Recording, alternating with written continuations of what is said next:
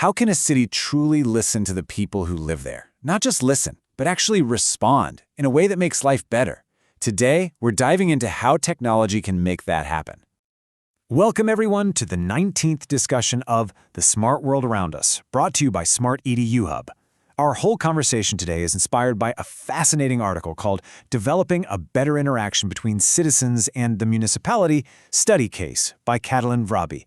And of course, if you want to read the full paper for yourself, we've got a link waiting for you down in the description. So let me ask you something. Have you ever called the city about, a broken streetlight or a massive pothole that's threatening to swallow your car, and then just crickets? You're left wondering, did my report just vanish into some bureaucratic black hole? Well, that exact frustration is what we're tackling today. Okay, so here's our game plan. First, we're going to look at that core challenge every citizen faces. Then we'll get into a bit of theory with something called the 5 pillars of e-governance. After that, we'll see a real-world solution from the city of Brașov, peek under the hood of their system, and finally, check out the amazing results and what it all means for a smarter future. All right, let's start at the beginning. That huge, frustrating gap between you, the citizen, pointing out a problem, and the city actually getting it solved. You know, a huge part of this is what the source material calls the paper problem. Think about it. In so many places, a city employee becomes a human information interface. They're literally taking your phone call or your paper form and then have to manually type everything into a computer system. It's slow, it costs a ton of money, and let's be honest, it's a perfect recipe for errors. And the difference is just night and day. You've got the old way on one side, clunky, slow, totally opaque. And on the other, you have the digital promise, where your report goes directly into the system, kicks off an automated process, and you can actually track its progress in real time. I mean, it is a complete game changer. So how does a city get from that old, frustrating way to the new, efficient one? Well, it turns out there's a framework for this evolution. It's called the 5 pillars of e-governance. The best way to picture this is like a ladder. At the very bottom, a city just puts information online. It's one-way traffic. Then you climb up a rung to two-way communication, maybe with emails or web forms. A little higher, and you can actually complete services online. And then you get to the top, true integration between departments, and finally, real citizen participation with things like online forums and even e-voting. But here's the reality check. As the research points out, a whole lot of public institutions are still stuck on those bottom 2 rungs. Their websites, they're basically just online brochures. There's not much real interaction going on. And that brings us to the hero of our story today, the city of Brașov in central Romania. They built an innovative project specifically designed to climb that ladder. Now, this is so important.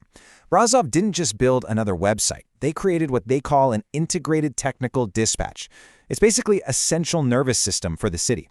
It's this one hub that pulls in information from everyone, citizens, city sensors, even the local utility companies, all to manage and solve problems together. So what does this look like for you, the citizen? Well, you interact with something called the geoportal. It's an interactive map where instead of just describing a problem, you can drop a pin on its exact location. You can upload photos, add details, and then track the status of your report from start to finish. You can even see what maintenance the utility companies have planned. Okay, so that's what you see on the outside. It looks sleek and simple. But now let's pop the hood and take a look at the engine that makes this whole thing run. The easiest way to wrap your head around this is to split it into 2 parts. You've got the front office, that's everything you, the public, can see and touch. And then you've got the back office, which is the powerful internal system that city officials use to manage everything behind the scenes. The front office is all about access. It's making it as easy as possible for people to report things. So you have that cool interactive map, the geoportal, but also an automated call center. That means anyone can report an issue, whether they have internet access or not. And this is the engine room. This is where the magic happens. The back office is a suite of powerful tools that let the city actually act on your report. There are dispatch systems, mapping apps to coordinate with partners, and even a CRM system so they have a complete history of interactions with every citizen. This is what turns your report into a real, solved problem. So, the big question. They built this incredible, complex system. Did it actually work? Let's look at what really changed on the ground for the people of Brașov. The results were, frankly, incredible. The system led to a huge jump in efficiency. problems just got solved way faster. It created transparency because now anyone could see the status of issues.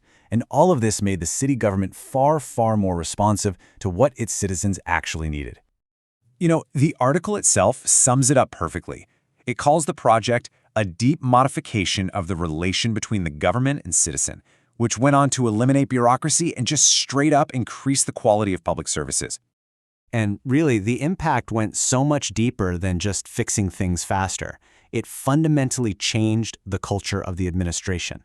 By making information transparent and standardized, it cut through the red tape, and you know what? It pushed everyone to a higher professional standard. And when you see a system like this in action, it really gets you thinking. This technology can give our cities ears. Which leaves us with one final big question. If your city could really, truly listen, what's the very first thing you would tell it? And that's all for our discussion today. If you found this useful, please hit that like button and subscribe to the Smart-EDU Hub channel so you'll be the first to know about new discussions like this one. And don't forget, the link to the original article is right there in the description below. Thanks so much for joining us.